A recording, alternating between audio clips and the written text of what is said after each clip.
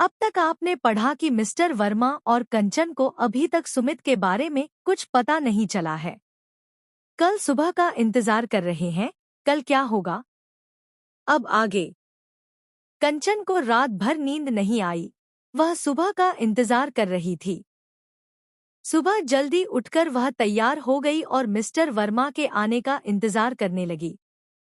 तभी में वर्मा आए और दोनों अपनी मंजिल की ओर चल पड़े। रास्ते में उन्हें उनका खबरी मिला। उसने मिस्टर वर्मा को कुछ दिया जिसे उन्होंने अपनी जेब में रख लिया और वो चला गया।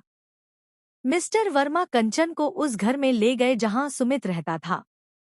वहां कंचन ने देखा कि हर एक सामान बड़े ही सलीके से रखा हुआ था और सुमित के बेड के पास उन दोनों की फ्रेम की हुई फोटो भी रखी थी, जिसे देखकर कंचन रो पड़ी। मिस्टर वर्मा ने कंचन को शांत किया और अपने काम में लग गए। सबसे पहले उन्होंने सुमित के कमरे को अच्छी तरह से देखा। वहां उन्हें कुछ नहीं मिला। कंचन ने अपनी और सुमित की फ्रेम की हुई फोटो अपने पास रख ली।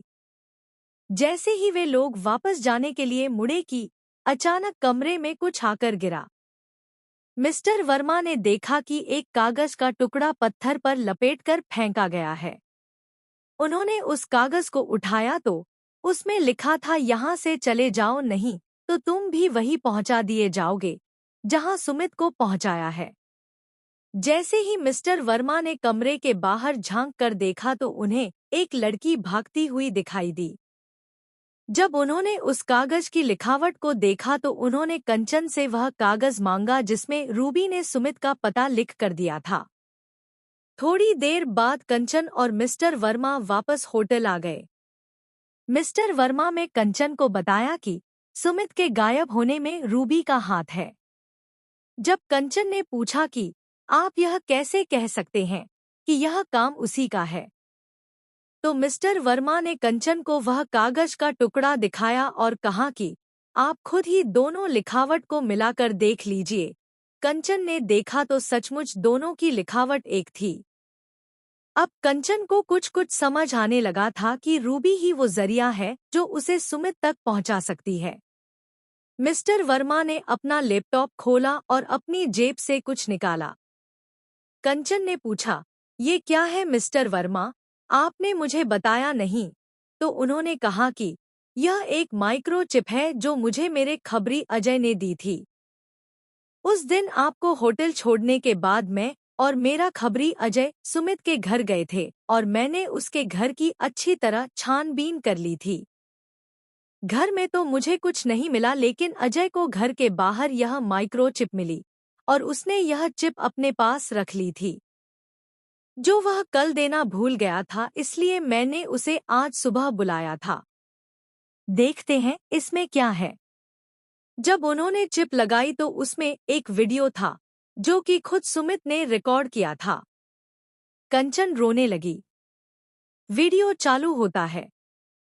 हेलो कंचन, कैसी हो? मैं जानता हूँ कि तुम मेरे बिना खुश नहीं हो और एक ही जानता हूँ कि एक ना एक दिन तुम मुझे ढूंढते हुए जरूर आओगी। अगर तुम यह वीडियो देख रही हो तो इसका मतलब यह है कि तुम्हें मेरा ये वीडियो मिल गया है।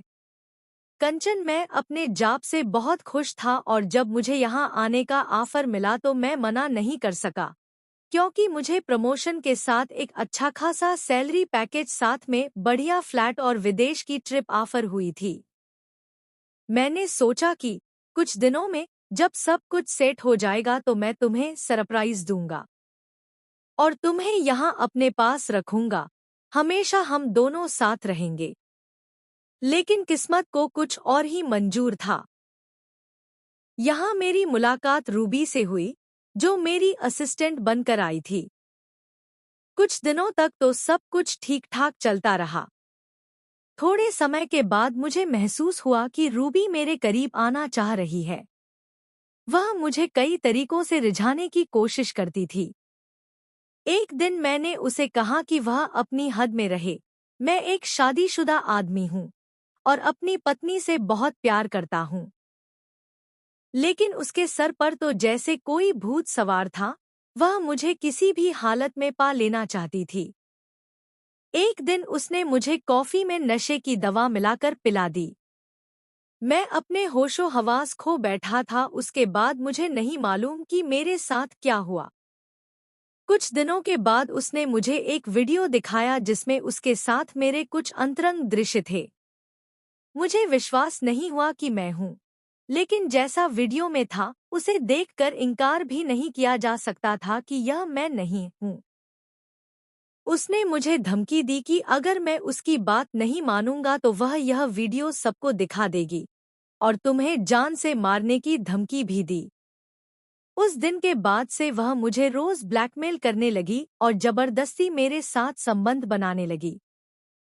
मैं नहीं चाहता था कि मेरी वजह से मेरे परिवार की बदनामी हो और तुम्हें कोई तकलीफ पहुंचे, इसलिए मैं चुपचाप उसकी बातें मानता रहा।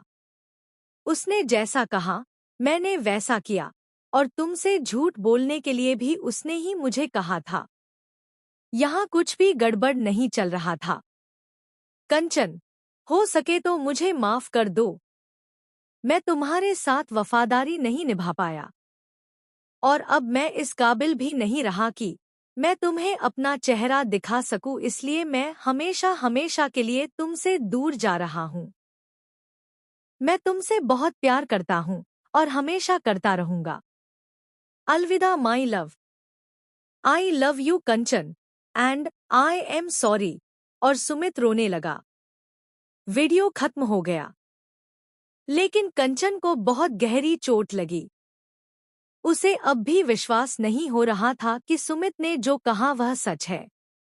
मिस्टर वर्मा रूबी के बारे में जानने के लिए उसके ऑफिस गए, जहां से उन्हें उसके गांव का पता मिला। जब उसके गांव गए तो वहां उन्हें रूबी के माँ, बाप और एक भाई मिले। उनसे पूछताछ करने पर पता चला कि रूबी 5 साल पहले ही घर छोड़कर चली गई थी। वह बहुत सन्नकी स्वभाव लड़की थी।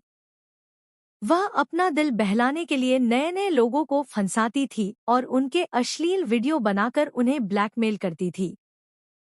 और जब उसका दिल भर जाता था तो वह उन्हें मार देती थी। हमारा उसके साथ अब कोई रिश्ता नहीं है। हम नहीं जानते कि वह कहाँ रहती है और क्या करती है। वह हमारे लिए मर चुकी है।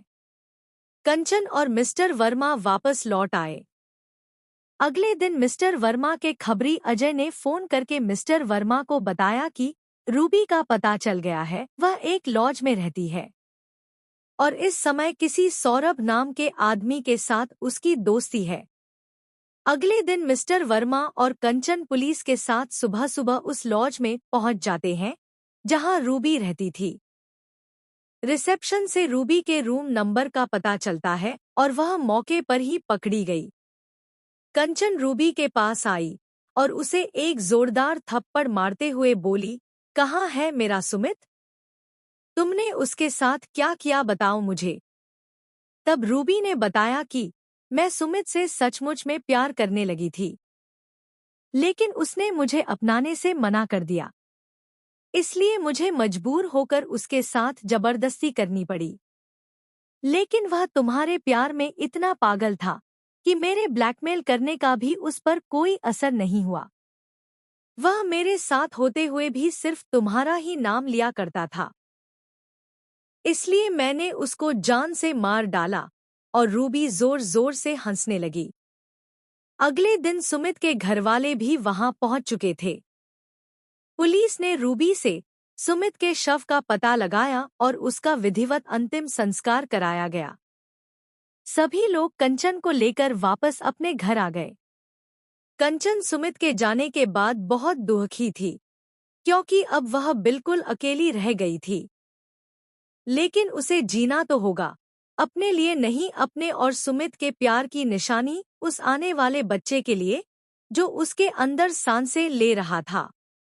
उनकी जो प्रेम कहानी इस जन्म में अधूरी रह गई थी, वह अब अगले जन्म में पूरी करने की उम्मीद और सुमित की यादों के सहारा लेकर अपने कर्तव्य पालन में कंचन ने खुद को व्यस्त कर लिया और अपनी सारी जिंदगी अपनी बेटी और परिवार को समर्पित कर दी।